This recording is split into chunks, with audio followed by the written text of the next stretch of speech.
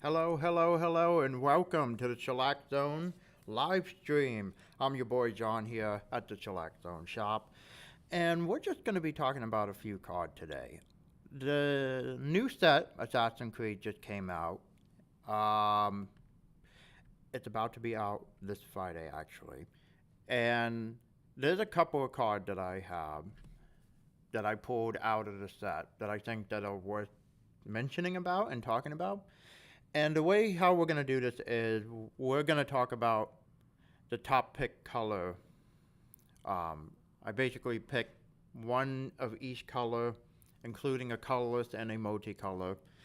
And we're just going to talk about the card. You know, everybody talk about, oh, what's the most powerful one or what's the most top five for modern or commander or whatever other set that you want to play this in. Um, but I just basically pick like one of each color and which one I really want to talk about because I think they're pretty interesting and a lot of people aren't talking about it. But anyway, so we're gonna go ahead and start. So we're gonna start with red, and the one that I picked is overpowering attack. Basically, it's a 2 red and 3 colorless. It also have free running, which is a red and 2 colors. In case you don't know what that is, basically what it is you pay a red and 2 colors for whenever you may cast this spell for its free running cost if you dealt combat damage to a player this turn with an assassin or commander. Now, may I remind you that this set of Assassin's Creed is also legal in modern, but they also specify it for commander. So if you have an assassin, that's just great. And one of its ability is untap all creatures you control that attack this turn. If it's your main phase, there is an additional combat phase after this phase, followed by an additional phase. And the reason why I picked this card is because really I like the idea of you can untap your creature that you control that attack this turn. And the way how I see it is the way that I see it, you can use it on your second main phase. And when you attack with your creature, you can just basically just attack again. But the reason why I picked this one is I had a couple of cards in my mind where it's great on a red aggro deck. I think it would be perfect on that. And what I mean is, Monastery Swiftbeard. Okay, you cast a couple of spells on your first turn. Maybe you played like a spell that help you draw a card, like Fateless Looting. You play that and you give it have haste, it have prowess. You could basically attack. And having an additional combat phase, like if you were to play this on your second main phase, all you would have to do is play the overpower attack. And again, it have prowess. So it just basically it's gonna hit again and it's so good. It just really is. And other card that I have in mind is Slick Shot Show Off. That one is really good to play with that. And again, it have haste, and whenever you cast a non-creature spell, it get +2/+0 until end of turn. I mean, come on, like that's really good. To have an additional combat phase is great. Although the thing is, it also have free running. You need an assassin or a commander. This would work good in commander, but I'm not thinking commander in my mind. I'm thinking more like a modern type deck, and there is an assassin creature. I mean, you could play the pyrotechnic performer, the red and the colorless, and have disguise. You can basically flip it over for 3 as a 2/2 with ward 2, and you can attack with it, and then be like, "Oops, surprise!" You can basically flip it over for disguise, and then not only that, whenever it or another creature you control is turned face up, that creature deal damage equal to its power to each opponent. And that's kind of really good. Like, I think that's a pretty solid, good card there. And honestly, like, There are other ways to do this. You can also play the Origin of the Hidden One. You could play that as well. And it basically create a 2/1/1 black assassin creature token with menace when you get to its second saga. I mean, yeah, you gotta pay a red and 3 colors if you really want that assassin. But that's why I picked the Pyrotechnic Performer, because it's cheaper and you can just get it out as early as possible and then be able to do that assassin damage or that combat damage with an assassin, and then you could basically play the overpowering attack. I just really like this card out of all the color, and I just think it's pretty good. It's not powerful, but it's pretty good, and it would be a funny interaction to see with doing it against your opponents as a 1v1. And yeah, I think it's pretty good. So we're going to go to our next one, and it's a green card. And excuse me if I don't say this correctly, but this next one is called Asur Escape Valhalla. It is a saga, and you pay a green and 2 colors. And the first chapter is exile a permanent card from your graveyard. You gain life equal to its mana value. That's the first one. Second one is put a number of +1/+1 counter on target creature you control equal to the mana value of the exile card. Interesting. And then the third chapter is return the Asur Escape Valhalla and then an exile English and the exile card to their owner's hand. So you can return the saga and the card that you exile to your hand. Okay, so I think this would be very good in Commander. Definitely very good. And what I see is if you got something in your graveyard and you got a really good card and you wanted to get it back in your hand, but you don't want to play black, this would be it. You would want to play this card for the return from the graveyard and put it into your hand, which is really good. Especially if you lost a really good card in Commander. So like you exile a card from your graveyard and you gain life equal to its mana value. I mean, you just exile it. And what is the worst to lose? Like if somebody removed this enchantment, it would just be meh. You didn't really lose much. You definitely don't want to put your commander in the graveyard and then somebody exile with it. That's just not, no. You don't want to do that. So what you want to do is you just want to exile a card that is really good, and you're also kind of not worried about the Escape Valhalla card being destroyed or exiled or whatever. And then when you get to the second chapter, put a number of +1/+1 counter on target creature you control to equal to the mana value of the exile card. I mean, you could basically put a really high power card into just a high mana, like the Great Henge. I mean, it's 2 green, and I believe, if I'm correct, like 7 colors mana, 10 colors mana, somewhere there. But you gain like 12 life, and then you can put 12 +1/+1 counter on the target creature you control equal to its mana value. I mean, wow, that's really good. I think that's pretty good. And then the third chapter, return it to your hand and the exile card. Yeah, like to be able to pull a card out of the graveyard that you need or want to have, just to screw with your opponent on Commander. I think it's a really good card, and you get to play this again. It goes back to your hand. You get to play this again.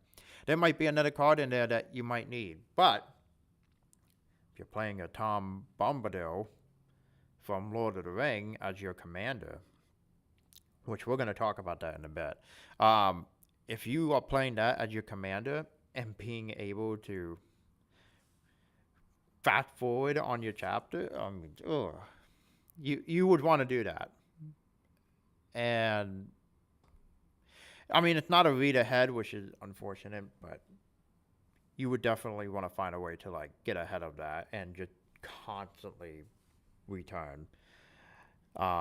So yeah, that's just, it's really good. It's just really, really good. And I think a lot of people would like this card. But hey, you know what? That's just my opinion.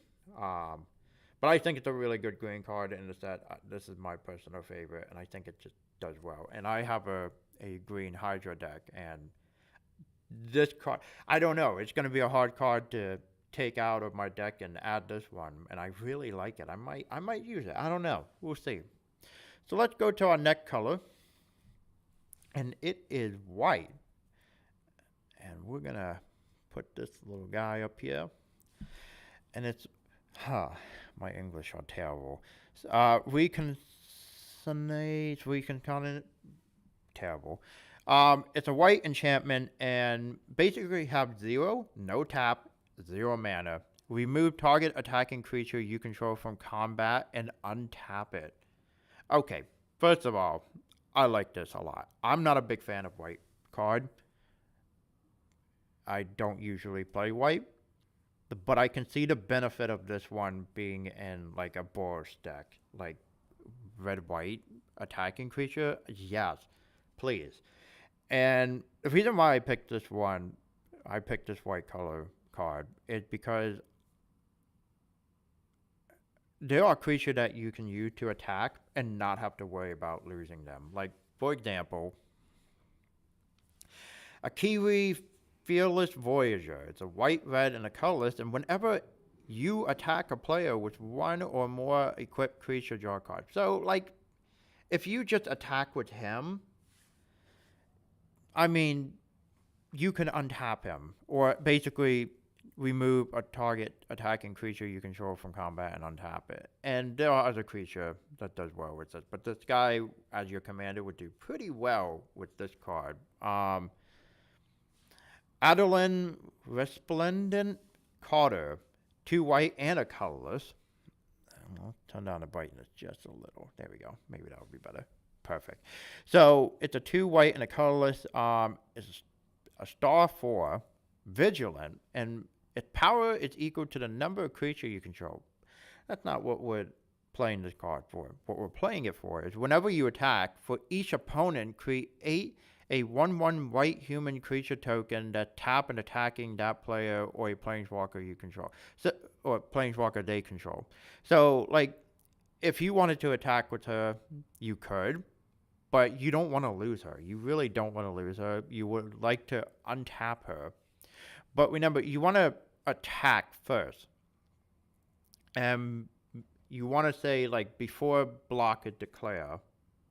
Because you're going to direct your attack to your opponent. So you would say Adeline is going to attack opponent number 1. And before block it, declare, you want to remove target attacking creature you control from combat and untap it. You just want to attack her. You just want the 1/1 human creature token. That's really all you want. You just want to make a bunch of creature token. But attacking with her to one of your opponent, it's added an extra benefit to it. And another one is Avenging Huntbounder, 2 white and 3 colorless, double strike. Whenever it attack, put a double strike counter on another target attacking creature. So if you have a creature that's attacking, surprise, surprise, I'm going to attack with her, and then I'm going to put a double strike counter on one of my other attacking creature. But I'm going to remove her from combat. I'm going to remove target attacking creature and untap it. So you don't have to worry about her declaring damage or her being blocked or whatever. You just remove her from combat. That's basically what you're doing. And to give a creature with double strike, yeah, absolutely. Why wouldn't I? It would be great in Commander. And another one is Bishops of Rebirth. 2 red and 3 colorless, vigilant, 3/4. Whenever it attacks, you may return target creature card with converted mana cost 3 or less from your graveyard to the battlefield. I mean, you could return a creature from your graveyard. Why not? Just do that. Just attack with her and then remove target attack. Just remove her and untap her. Just her attacking is just great. I mean, and to bring a creature back from the graveyard to the battlefield, Soul Sister, hello. You can bring them back. Why wouldn't you? The Soul Warden. I mean, geez, you could just return anything from your graveyard with her. And then Alicia, who's Mara does, a red and two colors. First strike, 3/3. Or 3/2, my bad. Whenever she attacks, you may pay the extort black white. The black white or black white. If you do, return target creature card with the power 2 or less from your graveyard to the battlefield, tap and attacking. Again, you can untap her, remove her from attacking. You just want that extra benefit, and you just want to beat the living crap out of anyone with it. There's just a lot of good benefit with this enchantment. I think it's just really good. I think it's definitely commander worthy, and yeah, it's pretty good. Oh, Dreadhorde Arcanist, red in the colors. Whenever that attack, you may cast target instant or sorcery card with converted mana cost less than or equal to Dreadhorde power from your graveyard without paying its mana cost. If that card were to be put into your graveyard, it's on exile instead. So, attack with him again. Untap him, remove him from combat, and just be like, cast a free instant or sorcery spell. Why not? It's just a really good idea. I mean, it's just a really good card, and I would play this if I was playing a white deck that was involved with a lot of attacking. I think it's pretty good. The next card is a blue card, and it is called Coastal Piracy. It's an enchantment. It's 2 blue and 2 colors. Whenever a creature you control deals combat damage to an opponent, you may draw a card. Okay. We know what this card is representing. It's Curious Obsession. It's a blue, and it's also an enchantment, but an aura. And enchant creature, it enchants creature, and an enchant creature gets +1/+1 and has whenever this creature deals combat damage to a player, you may draw a card. The beginning of your end step, if you didn't attack with this creature this turn, sacrifice it.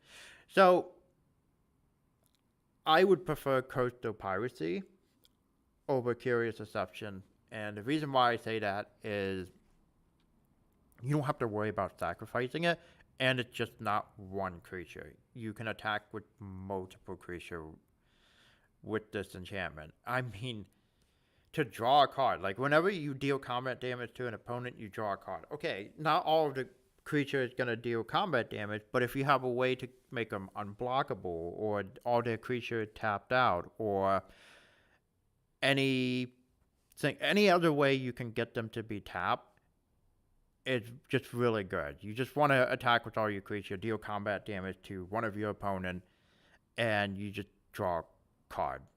Like, this is just really good. And to have this as your commander, Sun Quan, Lord of Wu, 2 blue and 4 colorless, creature you control have horsemanship. Just play this as your commander, and all your creatures have horsemanship, and just like deal damage to your opponent, and also get to draw a card. Just like whenever a creature you control deal combat damage to an opponent, you may draw a card. It's a creature. So if you have 10 creatures, you can draw 10 cards, and with this as your commander, so good. It is so good. And I just think Coastal Piracy is just a really good blue card in this set. Like I said, it's just basically Curious Obsession, but in my opinion, better. So yeah, I think it's a really good card. Next one is a black spell, and this is a reprinted card. I believe it was in one of the Dungeon and Dragon. I think it was the Boulder Gate set, because I believe that it was originally printed there. But the next one we're talking about is Black Market Connection. Make sure you can see that. I might have to pour that out of there. It's a little glare. There we go. A little better. That's a little better. All right, so Black Market Connection is a black, 2 colorless enchantment. At the beginning of your pre-combat main phase, choose one or more. You can create a treasure token, you lose 1 life. You can draw a card, and you lose 2 life. Or you can create a 3/2 colorless shapeshifter creature token with changeling, and you lose 3 life.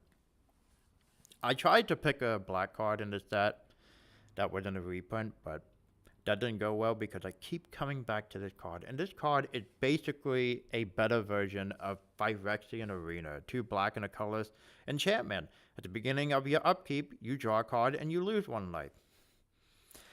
Black Market Connection is a little bit better because 1, it costs 1 black and 2 colors instead of 2 black and 1 colorless, so you have an easier chance of pulling this off if you're playing like a 2 color or more deck.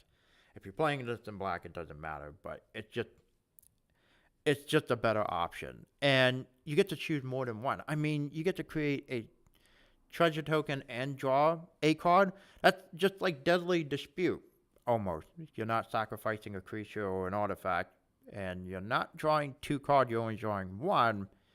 But again, you can choose to create a treasure token and draw a card, but you're going to lose 3 life. So it's not as better Deadly Dispute, but it does almost the same thing. And not only that, the last ability, it's almost like a Blittle Blossom. It's not exactly like that one. I mean, it's also an enchantment, black, 1 colorless, tribal enchantment, fairy.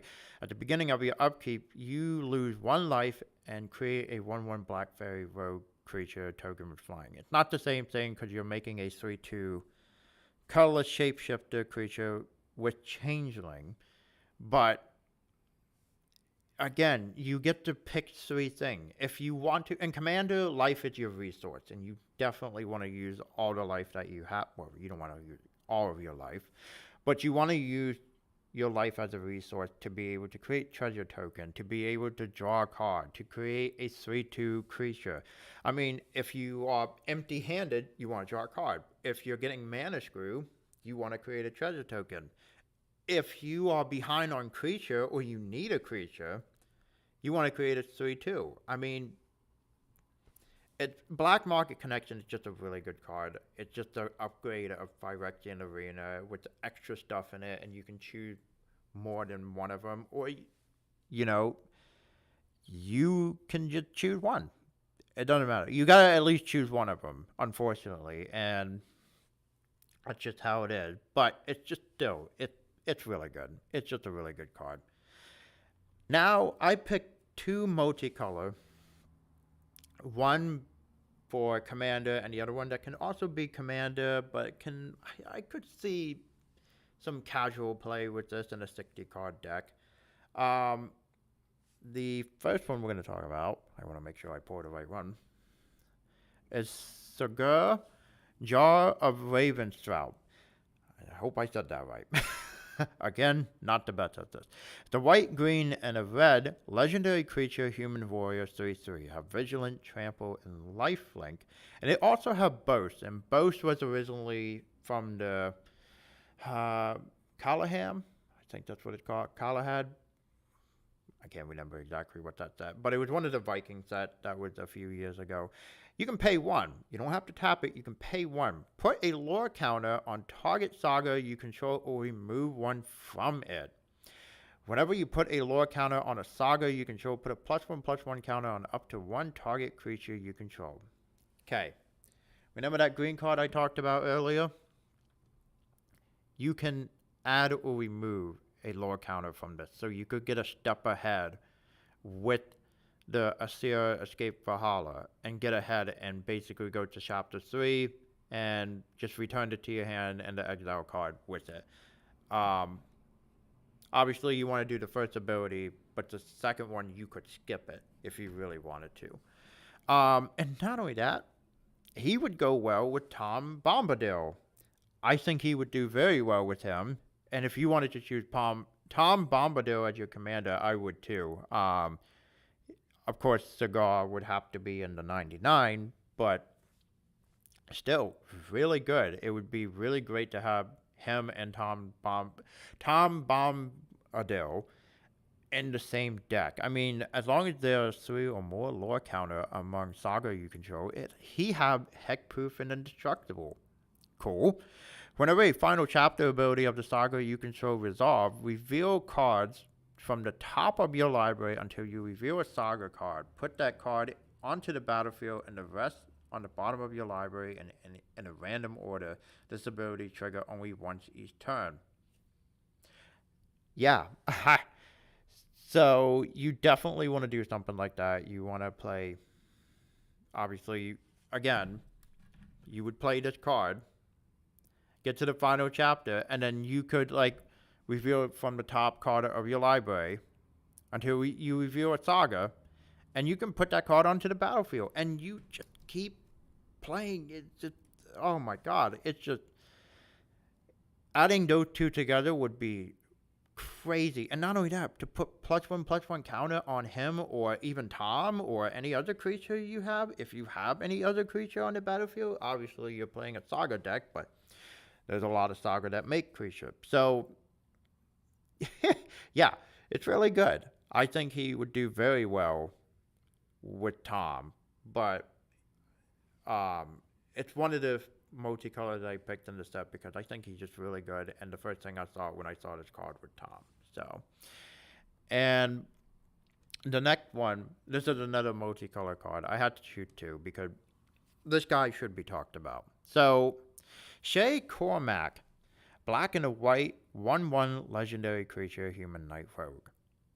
Pay 1, again, no tapping. There's a lot of creature with no tapping. A lot of permanent card with no tapping. Pay 1, permanent your opponent control loses Hexproof, Indestructible, Protection, Shroud, and Ward until end of turn. First of all, whoa. This dude being a commander, as an uncommon, that's pretty good. Whenever a creature an opponent control become a target of a spell or an ability you control, put a bounty counter on that creature. Okay? Whenever a creature with a bounty counter on it dies, put 2 +1/+1 counter on him. Okay. First of all, destroying land, must. Destroying artifacts or enchantment, must. And especially this guy will go well against like enchantment type deck, like I forgot what the enchantment card, but it give other enchantment Shroud. I mean, who cares? You're gonna pay 1, permanent your opponent control, have Hexproof. Well, loses Hexproof, Indestructible, Protection, Shroud, and Ward. You can target anything. You could murder. You could Doomblade. You could neutral. No, you can't play that one. What's the Path to Exile. You could play anything and just get rid of the problem card. And he would be great in Commander, but I also think he would do well in a casual 60-card format. I think he would do well. I don't know if he's going to be, like, very popular in Modern, but I could see it possibly happening. He would just be a fun casual 60-card guy. In Draft, I don't know.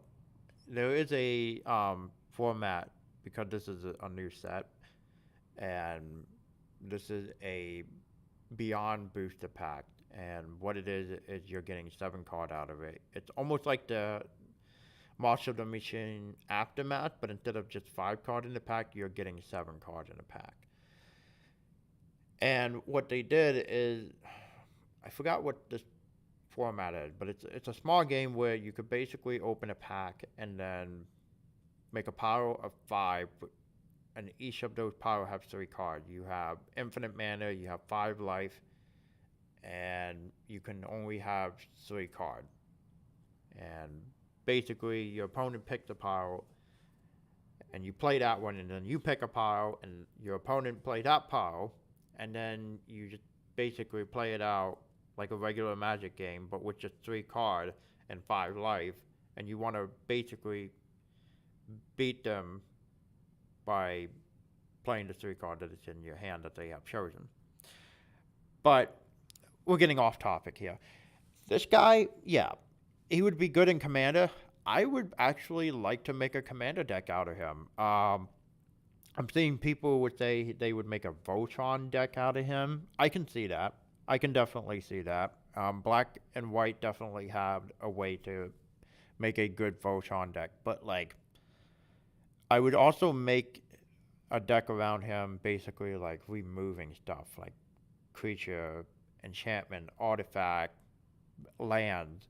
I know there's a couple of land destruction. I mean Armageddon, for crying out loud. He's just really good. I think he would do well. Um, and you know, it's just wow, just like crazy. Let's go to our next one and our last one for the night before I shut down the live. And this is a colorless spell, or a colorless permanent actually. It's an artifact, it's an equipment, and it's called Majorno Stormhammer. For colorless, legendary artifact, when it ETB, attach it to target legendary creature you control. Whenever equipped creature attack, tap, target creature defending player control and put a stun counter on it. Then when it deals damage to each opponent equal to the number of tap creature that opponent control, and you can equip it to 4. But so attacking with this, obviously this is going to be a commander card. So you want to attach it to your commander. This could be part of the Voltron deck. Again, Shay. And just attach it to your commander, and then when it attacks, tap target creature defending player control and put a stun counter. Okay, whatever. Then it deals damage to each opponent equal to the number of tap creature that opponent control. Okay.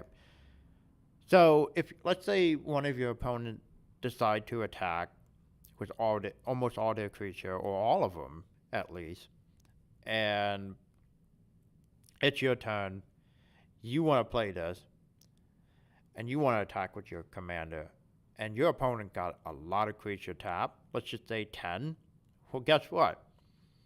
I'm going to attack the defending player to have all their creature tap, and then I'm probably just going to put a stun counter on one of their creature, maybe a powerful one, maybe their commander, and then it deals damage to each opponent equal to a number of tap creature that opponent control. That's 10 damage each to your opponent, plus an additional damage dealt to your commander if they don't block it. Wow, that's a really good artifact. And this can go it can go in any deck if you really wanted to, but if I were to make a deck out of it, I would do something like Breaking Wave, 2 blue and 2 colorless. You may play Breaking Wave anytime you could play an instant if you pay 2 more to play it. Sweet.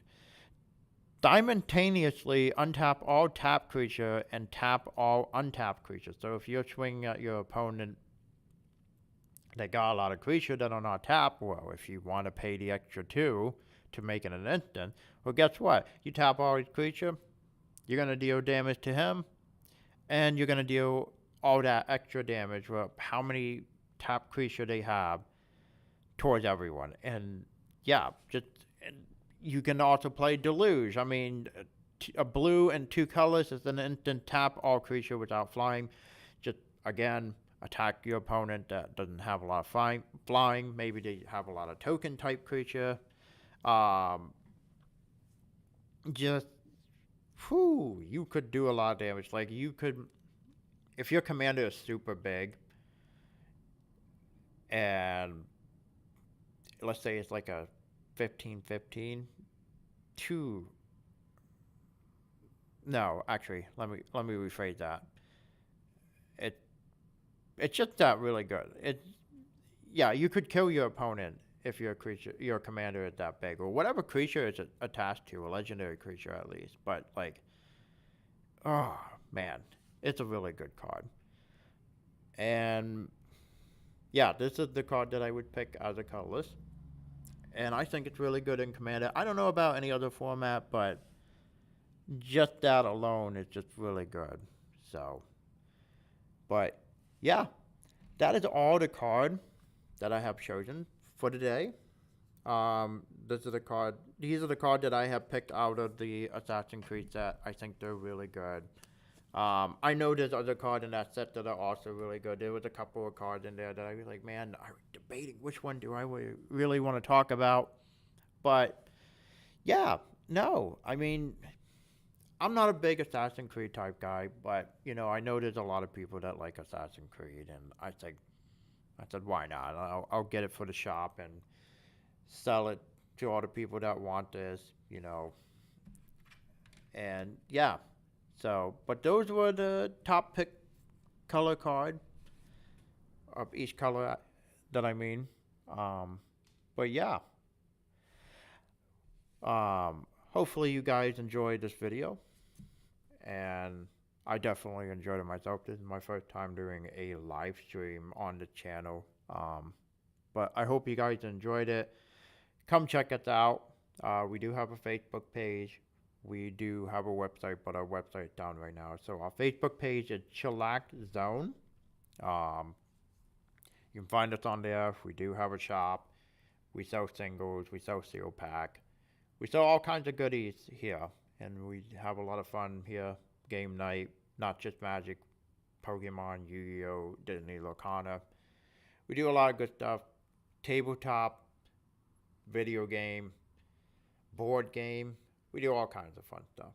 But yeah, thank you guys for watching, and I hope you enjoy, and have a good one.